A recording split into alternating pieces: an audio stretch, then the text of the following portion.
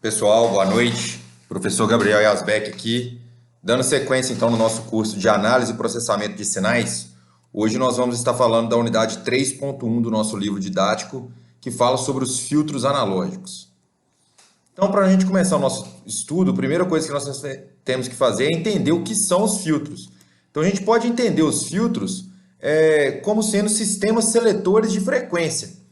Esse sistema, geralmente, eles são utilizados com o objetivo de selecionar componentes de frequência de um sinal e revelar informações que, de outra forma, ficariam mascaradas e ou difícil interpretação.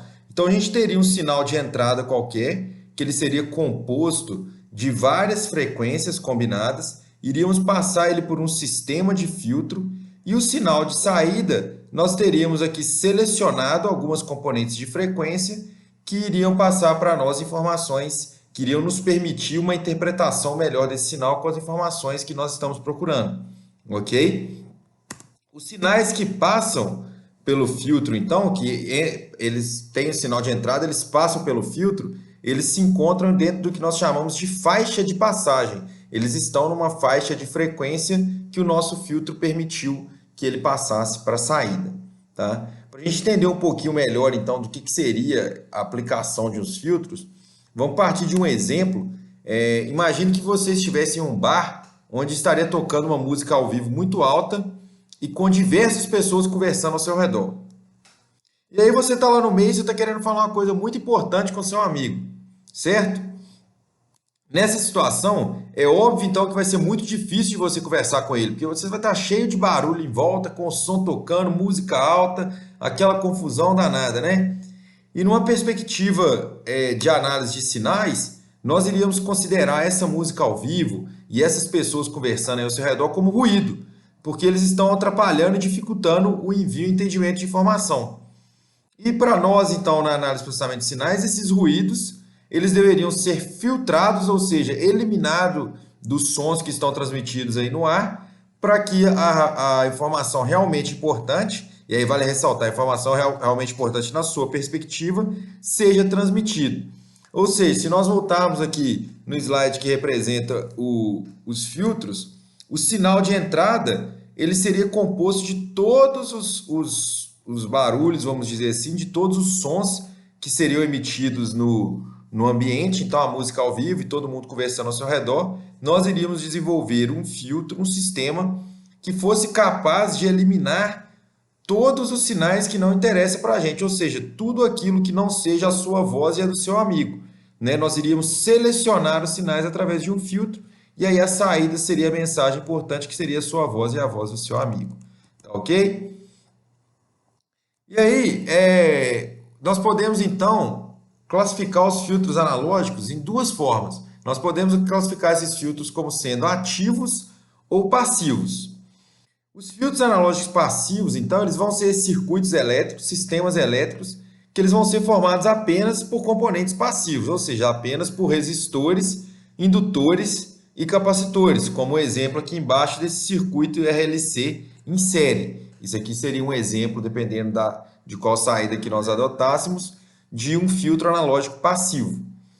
E aí, no outro lado, a gente teria os filtros analógicos ativos, que além dos componentes passivos que nós mostramos, eles também possuem em sua composição elementos ativos, como, por exemplo, o amplificador operacional. Então, aqui a gente tem os elementos passivos, o capacitor, resistência, etc. Mas a gente tem um amplificador operacional. E aí nós iríamos classificar esse filtro analógico como sendo um filtro analógico ativo.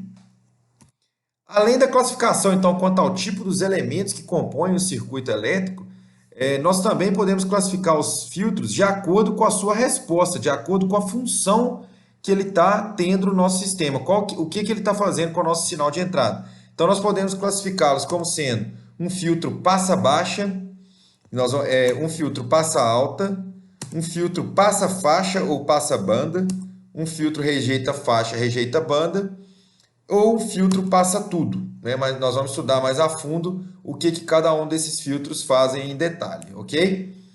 Para a gente identificar, então, o tipo de filtro, ou seja, se ele é passa alto, passa baixo, o que ele é, a gente tem que fazer uma análise então do gráfico da resposta em frequência, que é representado por H de ômega, que a gente já viu aí nas unidades anteriores, tá? O gráfico de resposta em frequência, ele mostra como a função de transferência de um circuito, a amplitude e a fase, ela muda à medida que a frequência da fonte varia, ou seja, a variável ali independente ela é a frequência, e para cada frequência que a gente colocar na nossa função de transferência, a gente iria ver a resposta que ele teria. Por isso que a gente chama, na verdade, na análise de sinais, a gente não chama de função de transferência, a gente vai chamar de resposta em frequência, ok? O gráfico, então, da resposta em frequência, ele vai ter duas partes. Ele vai ter a parte que vai mostrar o módulo da nossa resposta em frequência, que a gente viu que ele é chamado de espectro de amplitude, então a gente vê como que a amplitude varia de acordo com as frequências. E nós vamos ter a parte do ângulo de fase variando com a frequência, que a gente viu que chama espectro de fase, tá? Então, os tipos de filtros que nós acabamos de ver, que eles são classificados baseados na resposta que eles oferecem, eles podem ser representados pelos gráficos abaixo, né? E nós vamos ver agora como que é o gráfico para cada um desses filtros. Então, no filtro tipo passa-baixa, ele recebe esse nome porque ele atenua todas as componentes do sinal cuja frequência seja maior do que a frequência de corte, que a gente chama de ômega C, ou seja, se você tem componentes no sinal que a frequência de corte que a frequência desse sinal, dessa componente é maior do que a frequência de corte ômega C, nós não vamos deixar passar. Então, esse aqui é um gráfico ideal do tipo de filtro passa-baixo, onde ele só deixa passar frequências abaixo de ômega C. E o módulo da nossa resposta em frequência, ele seria 1 para todas as frequências, não haveria uma atenuação, e após a frequência de corte, ele atenuaria completamente esse sinal. Então, essa é a resposta ideal de um filtro passa-baixo. Já o filtro passa-alta, ele é o oposto do filtro passa-baixa, né? Esse sistema ele vai atenuar todas as componentes do sinal cuja frequência seja menor do que essa frequência de corte estabelecida. Então, quando a gente olha aqui o módulo da nossa resposta em frequência, né, a amplitude do nosso sinal, sinais com frequência abaixo da frequência de corte, eles sofrem atenuação completa, e acima dessa frequência, eles não sofrem atenuação alguma. Por isso, eles são chamados de passa alta. Tá ok? Os filtros do tipo passa-faixa ou passa-banda, ele permite que uma faixa de frequência, que é conhecida como banda de passagem, passe por esse filtro, então, sem sofrer atenuação. Logo, nesses tipos de filtro, como existe uma faixa de frequência, ele tem que ter duas frequências de corte, que é a frequência inferior e superior, chamada de ômega 1 e ômega 2 aqui no nosso gráfico de resposta. Então, a gente vê que fora da faixa contida entre ômega 1 e ômega 2, os sinais eles sofrem atenuação completa. E dentro dessa faixa, eles não sofrem atenuação. Ok? Nesse tipo de filtro passa-banda, passa-faixa, tem 3 parâmetros importantes que seria interessante nós explorarmos aqui agora, que seriam a frequência central, a largura de banda e o fator de qualidade. O que seria a frequência central? A frequência central ômega 0, ela é a frequência para a qual a função de transferência de um circuito é um número real puro, ou seja, ele não tem parte imaginária. E ela é também conhecida como a frequência de ressonância. Nesse caso, a gente pode calcular ela, então a frequência central, como sendo a raiz quadrada da minha frequência de corte inferior vezes a frequência de corte superior, ômega 1 e ômega 2 do filtro passa-banda. O outro parâmetro importante no tipo de passa-banda, no tipo de filtro passa-banda, é a largura de banda. A largura de banda é chamada de bandwidth, e ela é a largura da faixa de passagem de filtro. Então, a largura de banda ela é dada pela frequência de corte superior menos a frequência de corte inferior. Por fim, nós temos então o parâmetro chamado de fator de qualidade, que ele é definido como a razão entre a frequência central e a largura da faixa. Então, esse fator ele descreve, na verdade, a forma do gráfico do módulo da função de transferência em função da frequência central. Então, o fator de qualidade ele é dado pela frequência central, ômega 0, dividido pela largura da banda bandwidth, que ela foi definida para nós aqui em cima, ok? E tem também o tipo de filtro rejeita faixa, que esse filtro ele é o oposto do passa-faixa.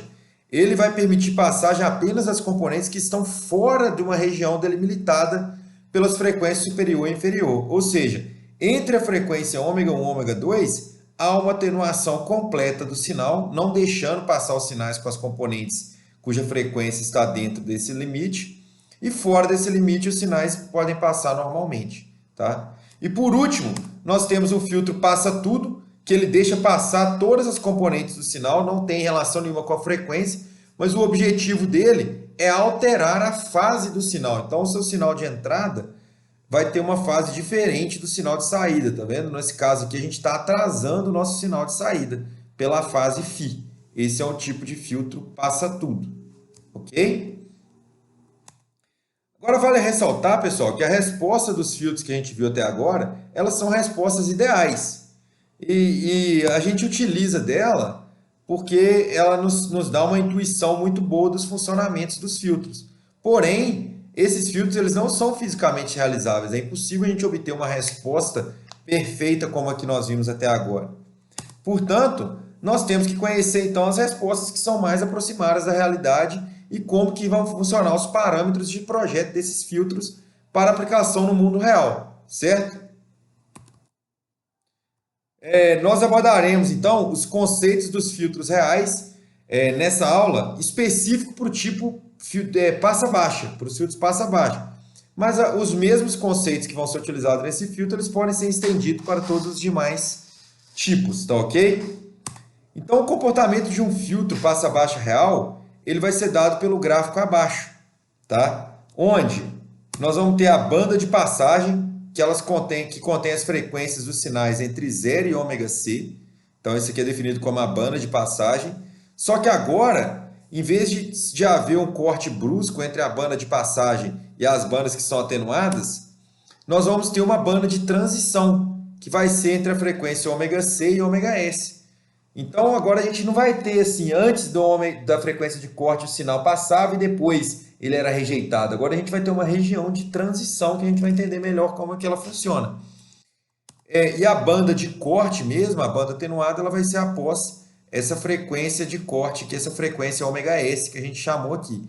Tá? Então, agora no filtro ideal, nós temos regiões de transição. E é importante notar que mesmo na banda de passagem, os sinais que passam, eles sofrem pequenas atenuações e na banda de corte, as componentes dos sinais que estão nessa região aqui, elas vão sofrer atenuação, mas elas não vão chegar a zero muitas vezes, tá? São os filtros mais próximos aí da realidade. E aí tem alguns conceitos que nós temos que estudar para os filtros reais que vão nos ajudar a projetar esse tipo de componente. O primeiro dele é a taxa de decaimento. Nós podemos definir a taxa de decaimento de um filtro como quão rápido as frequências da banda de corte elas são atenuadas. Ou seja, depois que eu cheguei na frequência de corte, o quão rápido o meu filtro vai atenuar as próximas frequências. Isso é chamado de taxa de decaimento. E aí a gente está falando atenuação, e é importante nós definirmos também o que é atenuação, né? Então, a atenuação de um filtro ela é dada pela relação entre a tensão de saída para cada uma das frequências e a tensão de saída na banda média. Então, nós vimos que a banda média é dada pela raiz da frequência de corte inferior vezes a frequência de corte superior. E a definição de atenuação, então, seria a tensão naquela frequência dividido pela tensão na banda de corte. Seria a definição para atenuação. E a atenuação ela pode ser calculada tanto em tensão por tensão, né, volt por volt, ou em decibéis. Uma outra forma de visualizar o que seria atenuação, a gente poderia ver a atenuação como um ganho negativo, né? Porque ela reduz a amplitude do sinal. Então, sabendo que a atenuação ela é uma relação entre as tensões de saída e tensão na banda média, nós podemos então determinar as atenuações das bandas de passagem AP e de corte AS, adequados à nossa aplicação. Então, a AP seria a atenuação na banda de passagem, que você teria que usar sempre o valor da tensão na banda média, dividido pelos valores de tensão medido na banda de passagem. E a S seria a atenuação na banda de corte, também utilizando a mesma definição que nós já fazemos. E aí vamos dar um exemplo agora do que seria, então, os gráficos de um filtro real para um filtro que a gente idealizou, né?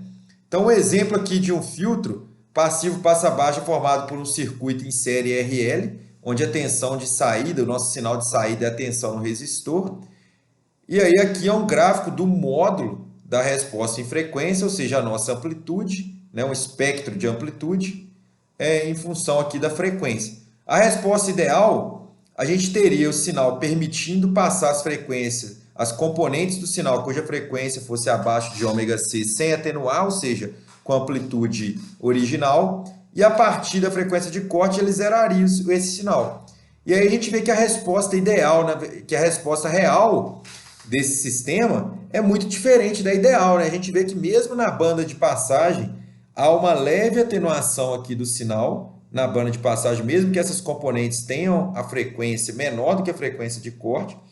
E após a frequência de corte, ainda leva um bom tempo para esse sinal, para essas componentes aqui de frequência maior serem atenuadas, ok? Então essa é a diferença da resposta de um circuito ideal para um circuito físico aqui. Nesse caso aqui, um circuito passa-baixa feito por um circuito em série RL. É um circuito bem simples, há várias respostas diferentes para outros componentes de circuito, aqui é só para exemplificar a diferença da resposta ideal para a resposta real, ok? Então, os filtros eles possuem ordem, e a ordem de um filtro passivo ela é dada pela quantidade de capacitores e indutores que fazem parte do circuito. Para os filtros ativos, então, a ordem pode ser determinada pela quantidade de circuitos RC dos filtros ativos ou aproximadamente pelo número de capacitores do circuito. Mas vamos pegar aqui, ó, esse filtro passivo, porque ele é composto só por componentes passivos, e vamos determinar qual que é a ordem dele. Então, a gente viu que a ordem desse filtro é dada pela quantidade de capacitores e indutores. Então, ele tem um indutor e um capacitor. Nós podemos concluir que esse filtro ele é de segunda ordem, ok? Nós vamos estudar aqui, pessoal, 4 das principais aproximações de filtros reais, aí, de composições de filtros. São os filtros Butterworth, o filtro Chebyshev, o filtro Cauer, que é conhecido como filtro elíptico, e o filtro de Bessel, tá bom? Começando pelo filtro Butterworth, a resposta em frequência de um filtro Butterworth ela é muito plana na banda passante. Quando a gente fala que ela é muito plana, é que ela não possui oscilações conhecidas como ripple, né, na disciplina de elétrica. E ela se aproxima de zero, ou seja, a resposta em frequência do filtro Butterworth ela se aproxima de zero na banda rejeitada. A taxa de decaimento desse filtro ela é de aproximadamente 20 decibéis por década. A gente viu que a taxa de decaimento vai ser após a frequência ali de corte, a atenuação que vai sofrendo.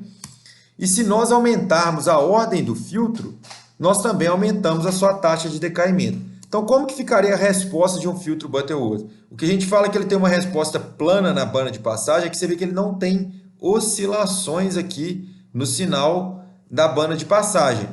E aí, na frequência de corte, que seria aqui, ele começa a ter um decaimento, sendo que essa taxa de decaimento é a inclinação da curva, que ela é de 20 decibéis por década, ok?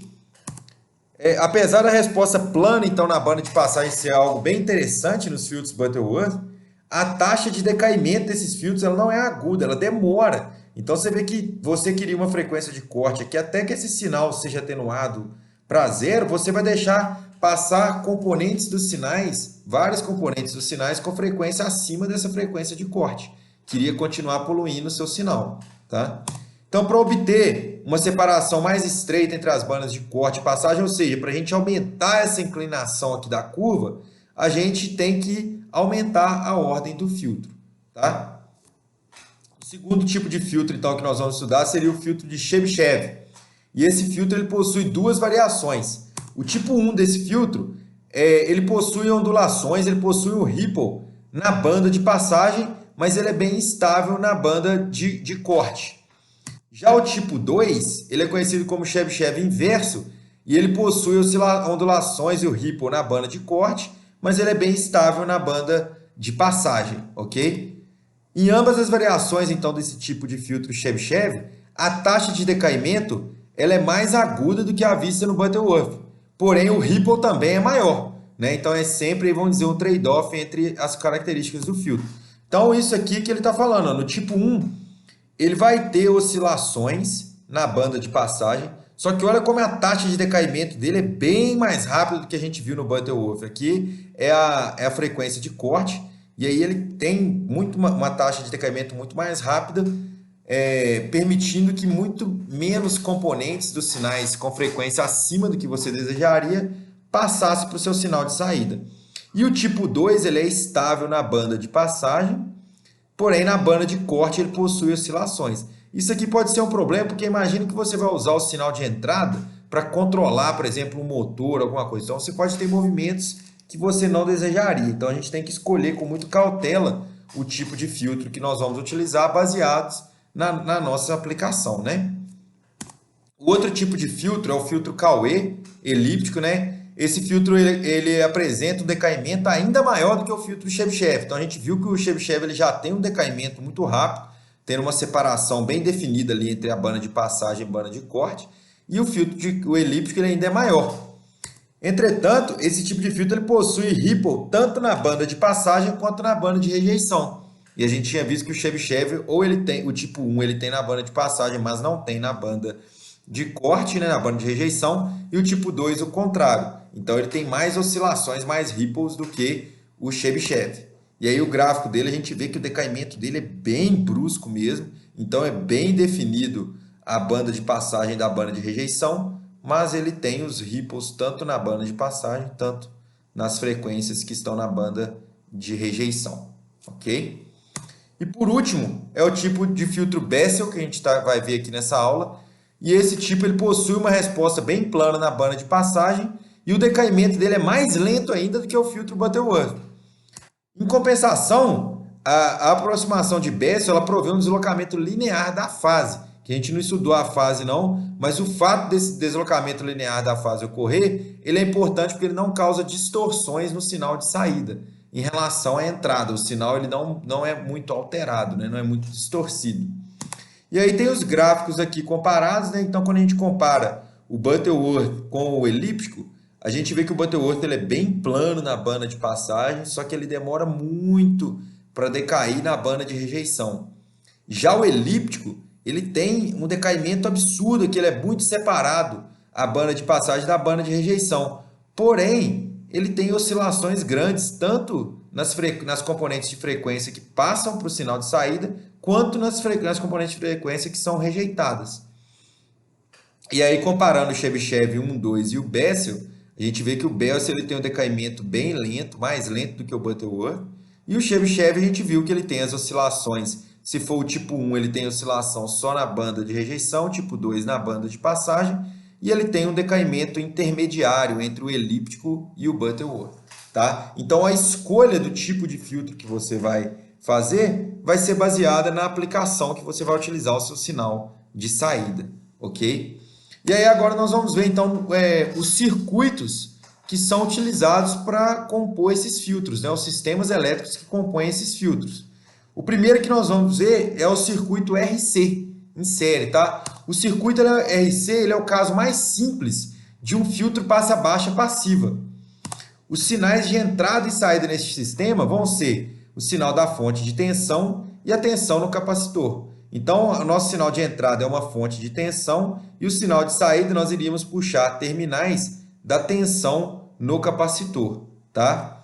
A resposta em frequência, então, para esse sistema elétrico, ele é dada pela relação entre a transformada de Fourier da saída, VO de ômega ou VO de J ômega, se quiser expressar o J aqui, pela transformada de Fourier da entrada, que é dada por VI de ômega. Essa é a resposta em frequência do nosso circuito RC, que é o filtro passa-baixa de primeira ordem. Se nós aplicarmos a lei das tensões de Kirchhoff lá nesse circuito, nós iremos obter então a equação diferencial que descreve a dinâmica desse sistema. E se nós aplicarmos a transformada de Fourier em todos os termos, nós podemos obter a resposta em frequência do sistema, que ela vai ser dada por 1 dividido por 1 mais J ômega vezes RC, ok? Nesse circuito RC, nós temos o espectro de amplitude calculado. E ele é dado por essa curva aqui, que a gente vai ver. Olha só como que a ideal seria para um filtro passa-baixa, onde a gente teria a banda de passagem aqui, as componentes do sinal com frequência abaixo de ômega C, e aqui ele seria a banda de passagem com a frequência acima de ômega C, e a real é essa daqui. E aí nós podemos fazer alguns comentários em cima dessa resposta aí. A gente pode notar que na frequência de corte, o módulo, ou seja, o módulo da resposta em frequência, ele é reduzido para 70,7% do seu valor. Então, na frequência de corte aqui, ó, o meu módulo ele foi reduzido para 70% do valor inicial. O módulo da resposta em frequência, ou seja, o espectro da amplitude. Tá? Se nós considerarmos, então, o módulo da minha resposta em frequência igual a 0,707 e nós resolvermos a equação do módulo da resposta em frequência isolando a resposta angular, nós vamos ver que a frequência de corte para esse tipo de circuito elétrico é dado por 1 dividido pela resistência vezes a capacitância. Daqui, então, nós tiramos a definição da frequência de corte para um filtro real, e aí a frequência de corte ela é dada pela frequência em que o módulo da resposta em frequência é de aproximadamente 70% da saída. Essa é a definição da frequência de corte. Se nós considerarmos aí o sinal de saída do circuito RC, do mesmo circuito que nós vimos ali, antes nós tínhamos considerado o sinal de saída como sendo a tensão no capacitor. Se nós pegarmos esse mesmo circuito, mas agora a gente pegar o sinal de saída da tensão do resistor, esse sistema ele passará a ser um filtro passa alta com a mesma frequência de corte. Então a gente só alterou de onde nós iríamos tirar o nosso sinal de saída, e aí a gente passou de um filtro passa baixa para um filtro passa alta, ok? O próximo tipo de circuito, então, que compõe os filtros que a gente vai estudar, vai ser os circuitos RLC. Um circuito RLC, ele considera a tensão na resistência como sinal de saída, ele é a configuração mais simples para um filtro passa-faixa. Então, a gente tem um circuito RLC em série, e se nós pegarmos a tensão na resistência como sinal de saída, nós vamos ter um filtro passa-faixa. Tá? O espectro, então, de amplitude para esse sistema, ou seja, o módulo da minha resposta em frequência em função da frequência, é dado pelo gráfico abaixo. A gente lembra que a resposta ideal para um filtro passa-faixa seria as componentes do sinal cuja frequência estivesse fora da faixa determinada por ômega 1 e ômega 2, elas seriam completamente atenuadas. E dentro dessa faixa elas não sofreriam atenuação. Já para esse circuito RLC que compõe um filtro passa-faixa real, nós percebemos que ele deixa parte desse sinal passar nas frequências fora da frequência, da faixa de frequência que nós especificamos, e aí ele tem atenuação fora dessa faixa também. Então, esse aqui é o sinal real. E aí, nas duas frequências de corte, haverá atenuação do sinal de entrada, para 70%. Então, nesse caso, ele vai ter dois valores cuja o módulo da resposta em frequência é 70% do valor original. Então, ele vai ser ômega 1 aqui e ômega 2 aqui. É um jeito de nós acharmos as frequências de corte a partir da resposta do espectro de amplitude do nosso circuito. Tá? Então, a resposta em frequência desse circuito RLC passa-faixa é dado pela resistência, dividido pela resistência, mais J, que multiplica ômega vezes a impedância, menos 1, dividido pela frequência vezes a capacitância. Né? E as frequências de corte, então, elas podem ser determinadas se nós considerarmos esse circuito como uma associação em cascata de um filtro passa-baixa com um filtro passa-alta. Ou seja, a gente poderia pegar a resposta em frequência de um filtro passa-alta e calcular ômega 1, e pegar a resposta em frequência de um filtro passa-baixa e calcular ômega 2. E aí a faixa de frequência, então, seria determinada. É uma outra forma de visualizar esse tipo de circuito. Tá bom, pessoal? Diversos outros tipos de circuitos elétricos eles podem ser usados para projetar esses filtros. Tá? Nós vimos só 2 exemplos aqui, mas tem vários outros. E para identificar qual tipo de circuito que você tem com um determinado circuito, qual tipo de filtro, é necessário, então, determinar a relação entre o sinal de saída e o sinal de entrada utilizando a transformada de Fourier, ou seja, calcular a resposta em frequência desse filtro. Para conhecer o tipo de filtro, então, você vai conhecer o comportamento do módulo da resposta em frequência para frequências variando de 0 até infinito, ou seja, traçar o espectro de frequência desse filtro. E a frequência de corte, então, como nós já havíamos definido, ela vai ser determinada quando o módulo da minha resposta em frequência ela for igual a 1 sobre raiz de 2, que é 70% do meu valor de entrada. Ok? Pessoal, agora nós vamos fazer um exemplo aqui tratando dos filtros, onde ele nos pede para calcular, para determinar as frequências de corte e a frequência central do filtro passa faixas abaixo, que é representado por um circuito RLC em série, e para considerar a resistência igual a 50 ohms, a indutância igual a 1 mH e a capacitância igual a 1 microfarad. Então a primeira coisa que nós temos que fazer para determinar essas frequências de corte é determinar a resposta em frequência do nosso circuito, do nosso sistema elétrico. A gente sabe da definição aqui que a resposta em frequência de um circuito, H-ômega, ela é dada por VO-ômega dividido por VI-ômega, ou seja, a resposta em frequência do meu circuito ele é dado pela minha saída, pela transformada de Fourier da minha saída dividido pela transformada de Fourier da minha expressão para tensão de entrada, ok? Então, o que agora nós temos que fazer é aplicar a lei da tensão de Kirchhoff para expressarmos, para calcularmos a equação diferencial que representa a dinâmica do sistema que nós estamos estudando, né? Então, vamos começar fazendo isso.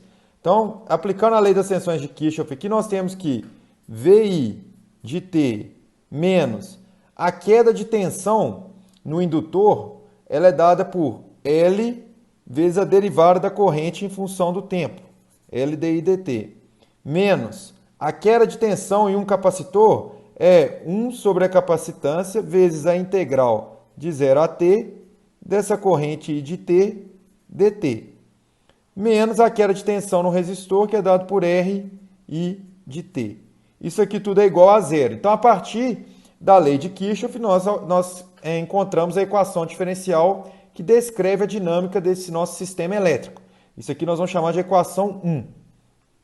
Ok? E nós podemos expressá-la, então, VI de t em função, isolando ele aqui nessa equação, né? Então, nós temos que VI de t vai ser L dit dt menos 1, mais, né, 1 sobre c integral de 0 a t de t dt mais R I de t. E VO de t é a queda de tensão no resistor. Então, VO de t é dado por R vezes I de t. Isso aqui é a equação 2 e a equação 3. E aí, para nós continuarmos aqui encontrando a função, a resposta em frequência do nosso circuito elétrico, nós vamos ter que aplicar a transformada de Fourier em todos os termos, tanto da equação 1, 2, tanto da equação 3, de modo que a gente encontre VO de ômega e VI de ômega. Então, transformada de Fourier de VI de t, pela definição, é VI de ômega, certo?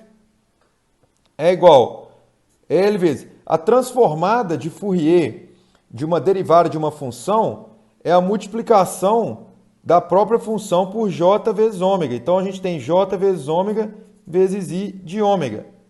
A transformada de Fourier de uma integral vai ser dividir a função no domínio da frequência, né, por J ômega. Então, a gente tem 1 sobre J ômega C vezes I de ômega.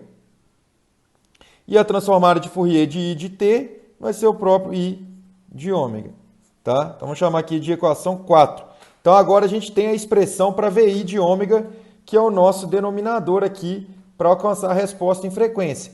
E aí a gente tem que saber também VO de ômega. VO de T igual a RI de T. Então, VO de ômega vai ser igual a R vezes I de ômega. Certo, pessoal? E agora, então, basta nós substituirmos aqui na expressão VO de ômega por RI de ômega e VI de ômega pela expressão que nós encontramos aqui. Então, a resposta em frequência desse circuito é dada por R vezes I de ômega dividido por Já vou colocar I de ômega em evidência na expressão, então eu tenho I de ômega que vai multiplicar LJ ômega mais...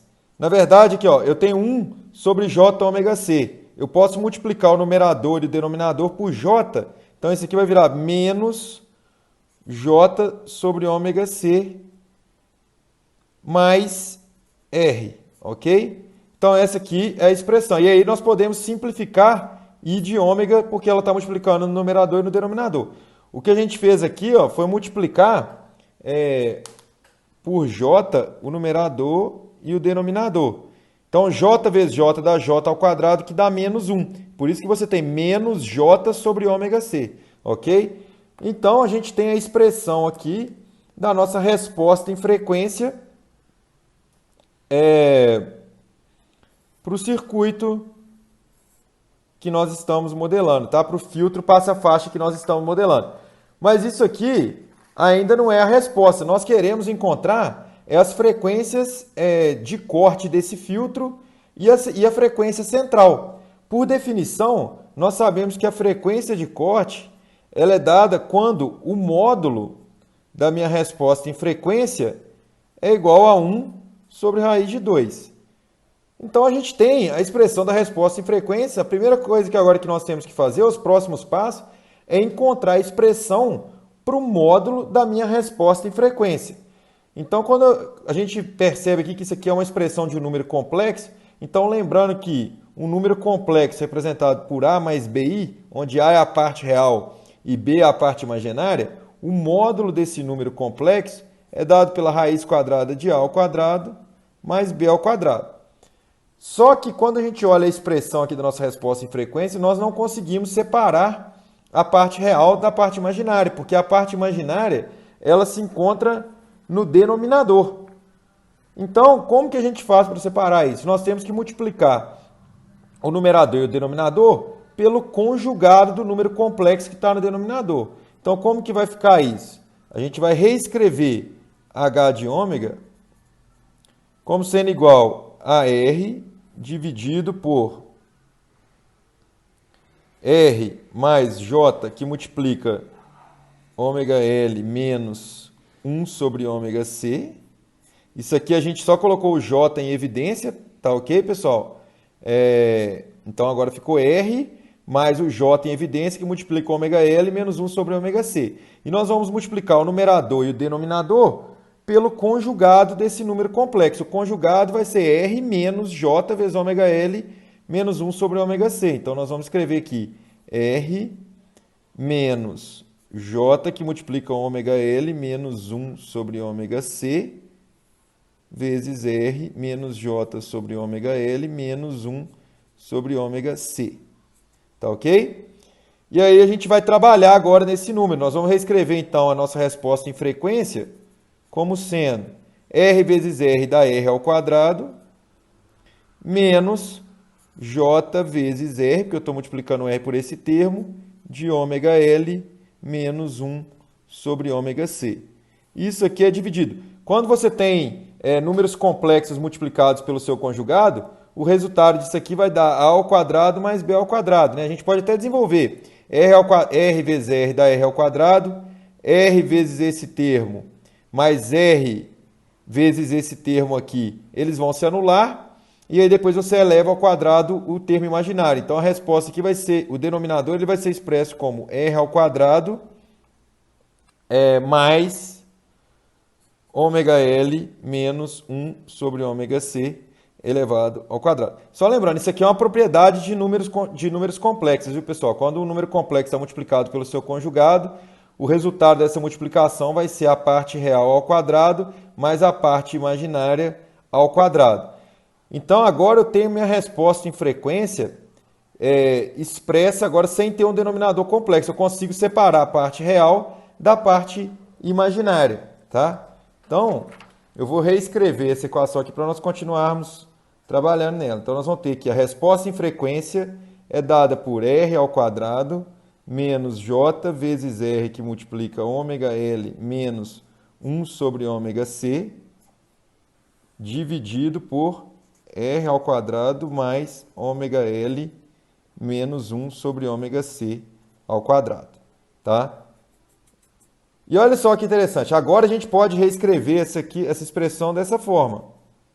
Isso aqui vai ser igual a r ao quadrado dividido por r ao quadrado mais ômega L menos 1 sobre ômega C elevado ao quadrado, menos J vezes R, que multiplica ômega L menos 1 sobre ômega C.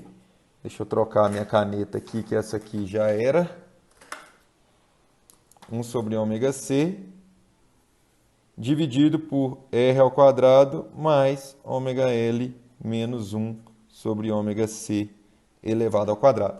Então, quando a gente tinha aquela expressão que eu tinha expresso no começo, que o módulo de um número imaginário é a raiz da parte real mais a parte imaginária elevada ao quadrado, agora o nosso A na resposta em frequência é esse termo aqui, e o nosso B na resposta em frequência é esse termo aqui, né? Sem o J, né? O B é a parte que está multiplicando pelo J, tá? Então, agora, a gente já tem o que nós precisamos para obter a expressão do módulo da nossa resposta em frequência, tá?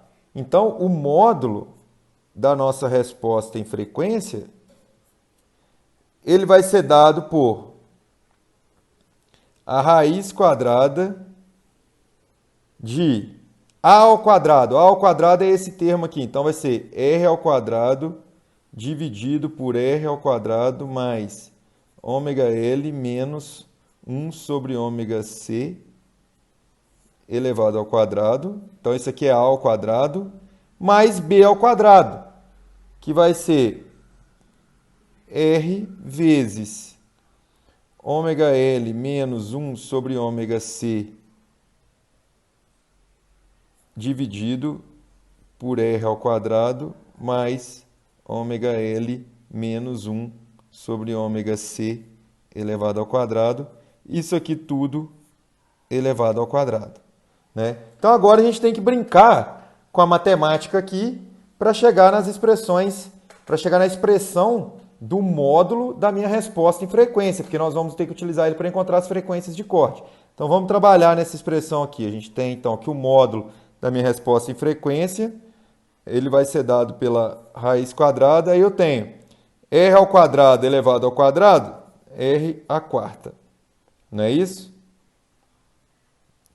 Dividido por... Vamos fazer esse termo aqui também, né? No numerador ainda, mais R ao quadrado, que vai multiplicar ômega L menos 1 sobre ômega C elevado ao quadrado. Então, eu peguei esse termo aqui, elevei ele ao quadrado, peguei esse termo aqui, elevei os dois termos que estão multiplicando, né? R vezes ômega C menos 1 sobre ômega C, eu levei os dois ao quadrado. E aí eu vi que o denominador aqui ele é comum, por isso que eu já coloquei ele na mesma base. Então, a gente escreve aqui o denominador R ao quadrado mais ômega L menos 1 sobre ômega C. Aqui faltou o elevado ao quadrado aqui dentro, né? Elevado ao quadrado, tudo isso aqui elevado ao quadrado. Dentro da raiz quadrada, tá ok? Aqui eu tinha esquecido, ó, de pôr o denominador aqui elevado ao quadrado, né? Tem um 2 aqui também. Agora, no numerador, a gente percebe que dá para colocar o R ao quadrado em evidência. Então, vamos continuar reescrevendo aqui, ó. O módulo da resposta em frequência vai ser dado por R ao quadrado, que vai multiplicar. Agora que a gente está colocando o R ao quadrado em evidência, vai ser R ao quadrado mais esse termo aqui, certo? Ômega L menos 1 sobre ômega C elevado ao quadrado. Ok? Dividido pelo meu numerador. Continuo repetindo ele aqui. R ao quadrado mais ômega L menos 1 sobre ômega C elevado ao quadrado, e o denominador inteiro está elevado ao quadrado. Então, olha só o que eu posso fazer. R ao quadrado, eu posso tirar ele da raiz como R. Então, eu tenho aqui, ó, que o módulo da minha resposta em frequência vai ser igual a R vezes R ao quadrado mais ômega L menos 1 sobre ômega C elevado ao quadrado dividido por R ao quadrado mais ômega L menos 1 sobre ômega C elevado ao quadrado, tudo isso aqui elevado ao quadrado. E olha aqui, o numerador, ele é igual ao denominador, só que o meu denominador está elevado ao quadrado. Então eu posso simplificar esse termo aqui com esse expoente. E aí eu vou ficar com 1 aqui em cima e o meu expoente some. Então o módulo da minha resposta em frequência pode, por fim, ser expresso como R dividido por raiz quadrada de R ao quadrado mais ômega L menos 1 sobre ômega C elevado ao quadrado. Então, essa daqui é a expressão para o módulo da minha resposta em frequência. Tá? Vamos até escrever aqui. Isso daqui é o módulo da resposta em frequência. E lembrando que a gente fez isso aqui nas unidades anteriores para traçar o nosso espectro de amplitude, né? E aí, pessoal, não podemos esquecer ainda do objetivo do nosso problema, que é calcular as frequências de corte para o nosso filtro passa-faixa. Então, por definição, a gente tem que lembrar que o módulo da minha resposta em frequência ele vai ser igual à minha frequência de corte quando o resultado desse módulo aqui, ó, for igual a 1 sobre raiz de 2. Então, a minha frequência de corte ela vai se dar quando o módulo da minha resposta em frequência for igual a 1 sobre raiz de 2.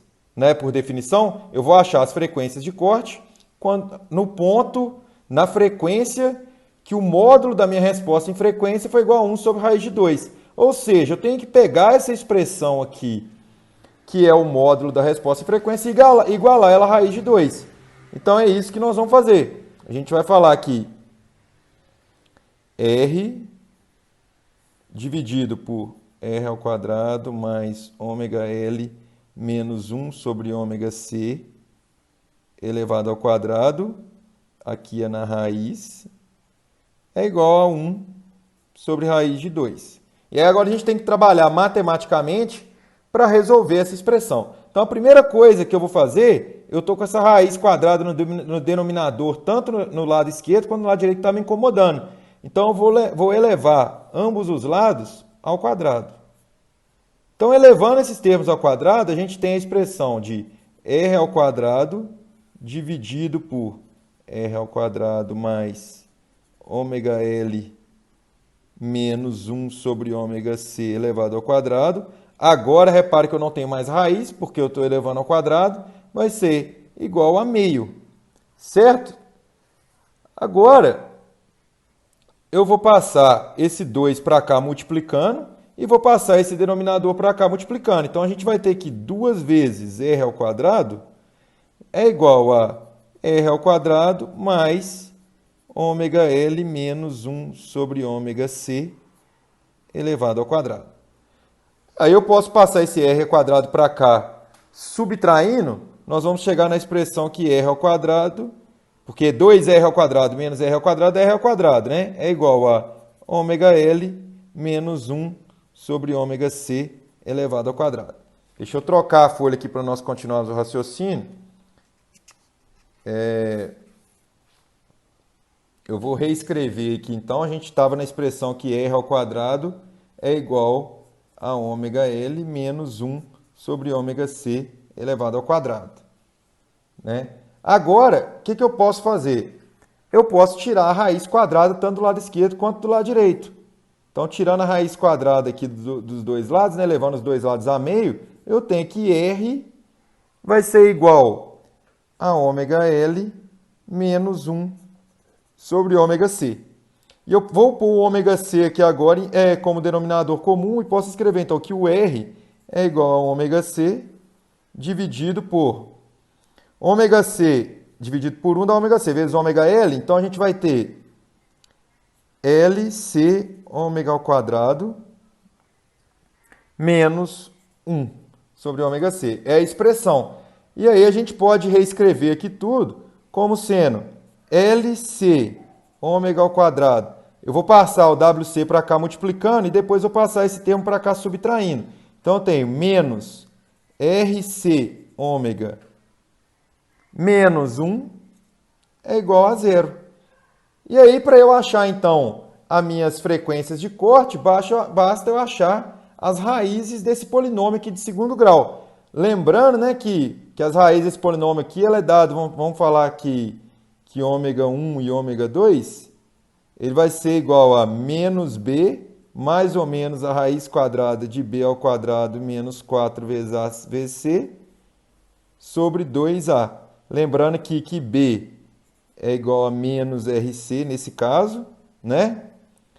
A vai ser igual a L vezes C e C vai ser igual a menos 1. Então, agora a gente vai escrever essas expressões aqui, ó. Então, ômega 1 vai ser igual a menos B, menos RC da RC.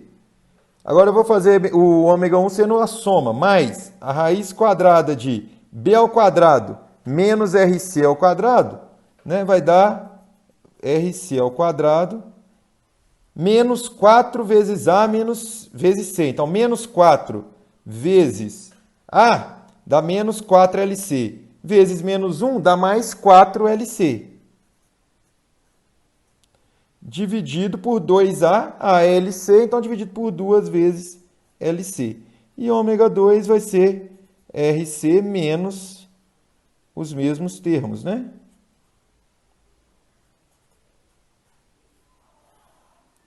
Dividido por 2LC.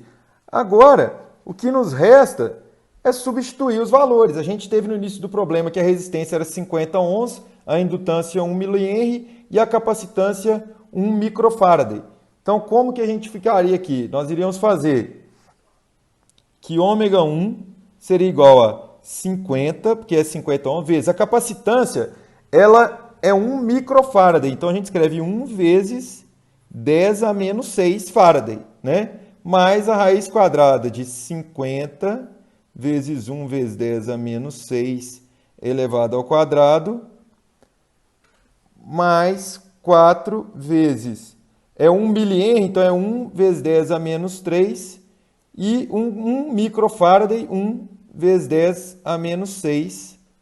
Isso aqui tudo dividido por 2 vezes 1 vezes 10 a menos 3, vezes 1 vezes 10 a menos 6. Daqui a gente tira que ômega 1 vai ser igual a 65.311 radianos por segundo. Essa é a primeira raiz do nosso polinômio. E aí a gente repete a mesma coisa para ômega 2. Então, ômega 2 vai ser 50 vezes 1 vezes 10 a menos 6. Agora é menos a raiz quadrada de 50 vezes 1 vezes 10 a menos 6 elevado ao quadrado, mais 4 vezes 1 vezes 10 a menos 3, vezes 1 vezes 10 a menos 6. Isso aqui tudo dividido por 2 vezes 1 vezes 10 a menos 3, vezes 1 vezes 10 a menos 6. Daqui a gente tira que ômega 2 é igual a menos 15.311 radianos por segundo. Como frequência negativa não tem sentido físico, isso aqui é a mesma coisa que a gente falar que é igual a 15.311 radianos por segundo. E aí, lembrando de como a gente representa os circuitos passa-faixa lá, ômega 1 seria a frequência menor, né, onde a banda começaria a ser permitida. Então, na resposta, na nomenclatura do nosso circuito, nós teríamos aqui, então, que ômega 1 é igual a 15.311 radianos por segundo. Essa aqui, então, é a primeira frequência de corte. Ômega 2 é igual a 65.311 radianos por segundo. E ele nos pede para calcular também a frequência central ômega 0, que ela é dada pela raiz quadrada de ômega 1 vezes ômega 2. Então, basta a gente falar que ômega 0 é igual a raiz quadrada de 15.311 vezes 65.311 radianos por segundo. Isso aqui é 31.623 radianos por segundo. Então, isso aqui, pessoal, é a resposta do nosso problema. Ok? Então, agora falando de filtros ativos, pessoal, nós já estudamos alguns tipos de filtros passivos e os filtros ativos eles possuem algumas vantagens em relação aos filtros passivos, como, por exemplo, a possibilidade de dar ganho ao sinal e de não utilizar indutores, o que iria torná-los mais baratos, né? Geralmente, nós utilizamos circuitos ativos, então, para implementar projetos de filtros quando ganho, variação de carga e tamanho físico são parâmetros importantes nas especificações de projeto. A seguir, então, são exibidas as configurações mais simples possíveis para filtros passa alta e passa baixa de primeira ordem, com as suas respectivas equações para o cálculo de ganho A e de frequência de corte. Então, aqui está o exemplo de alguns circuitos de filtros ativos. A gente vê que, como a gente já viu no começo da aula, são componentes passivos combinados com elementos ativos, que são os amplificadores. E aí depois vocês podem pausar aí esse vídeo, essa apresentação, para entender um pouquinho como eles são compostos. E a gente vai ter alguns tipos, por exemplo, além da composição dele, eles podem ser, por exemplo, passa baixa do tipo não inversor, porque você está usando um amplificador não inversor. Quando ele é não inversor, significa que o sinal da tensão de saída é o mesmo da tensão de entrada. Quando você fala que o circuito ele é um inversor, você está invertendo o sinal da tensão de saída quando comparado com o sinal de tensão de entrada, ok? Uma forma de se construir um filtro passa-faixa é a partir, então, da associação em cascata de um filtro passa-baixa com o filtro passa-baixa, igual a gente está mostrando aqui. Ó. Nós ligamos um filtro ativo passa-alta em cascata com o filtro ativo passa-baixa e nós construímos um filtro passa-faixa entre as frequências FOL e FOH, dada aqui pela resposta em frequência abaixo. Ok? E aí nós vamos fazer um exemplo que o objetivo é projetar um filtro ativo aí passa-baixa com frequência de corte de 10 kHz e um filtro passa-alta com frequência de corte de 100 kHz. Ambos esses filtros eles deverão ter ganho de 10 nas suas respectivas bandas de passagem. Então, nós vamos começar projetando o filtro passa-baixa, lembrando que a frequência de corte e o ganho dele tem que ser 10 kHz e 10, respectivamente. Então, a primeira coisa que nós temos que fazer é escolher a configuração do filtro que nós vamos utilizar. Nesse exemplo aqui, nós vamos utilizar um circuito ativo com amplificador inversor, que é dado por esse circuito aqui, ok? Então, o ganho dele é dado pela relação entre R2 sobre R1, e a frequência de corte é o inverso de R2 vezes a capacitância C1, tá? E aí, nós temos no enunciado, foi feita a requisição que a gente quer um ganho de 10 na faixa, na banda de passagem desse filtro, né? Como ele é um filtro passa-baixa, a gente quer que ele tenha um ganho de 10 na banda que vai ser possível de passar. Logo, como o ganho é dado por R2 sobre R1, a gente sabe que R2 sobre R1 é igual a 10. E aí nós não temos valores nenhum ainda para esses componentes que compõem o circuito. Então nós vamos arbitrar um valor para R1. Nós vamos assumir que R1 vai ser igual a 1 kΩ, ok? Ora, se R1 é igual a 1 kΩ e a gente sabe que o ganho tem que ser 10, nesse caso R2 sobre R1 tem que ser 10. Logo, R2 tem que ser 10 vezes maior que R1. Se nós falamos que R1 é 1 kΩ, logo a gente sabe que R2 tem que ser 10 kΩ. Então, nós acabamos de descobrir os valores de R1 e R2. E aí, para o nosso circuito aqui, nos resta obter o valor de C1. E como que nós vamos obter o valor de C1? Lembra que a gente definiu que a gente quer uma frequência de corte igual a 10 kHz, né, aqui no enunciado? É 10 kHz por filtro passa-baixa. E a expressão para a frequência de corte é 1 dividido por R2 sobre C1. Então, se nós temos a frequência de corte, nós temos R2, basta a gente utilizar essa equação para calcular C1. Então, a gente tem que a frequência de corte em radianos por segundo, ela vai ser igual a 2π vezes a frequência de corte em hertz, que é igual a 1 sobre R2 dividido por C1. Como eu quero calcular C1, eu posso passar C1 para cá e passar 2πfc para o denominador, chegando na expressão que C1 vai ser igual aos 10.000 ohms vezes 2π vezes os 10.000 Hz da frequência de corte que a gente especificou. E aí a gente acaba de chegar que C1 é igual a 1,59 nanofarad. Então nós projetamos aqui um filtro ativo e estabelecendo o valor para R2, R1 e C1. E agora nós vamos fazer o mesmo procedimento para o filtro passa alta. Então a primeira coisa que nós temos que fazer também é escolher a configuração do filtro que vai ser utilizado. Nesse aqui também nós vamos utilizar um filtro ativo com amplificador inversor, que é dado pelo circuito abaixo, né? Então, o ganho nesse tipo de circuito ele é dado por C2 sobre C1. E a gente sabe que o ganho ele tem que ser igual a 10. Então, a gente pode arbitrar qualquer valor que a gente quiser para C1 ou para C2.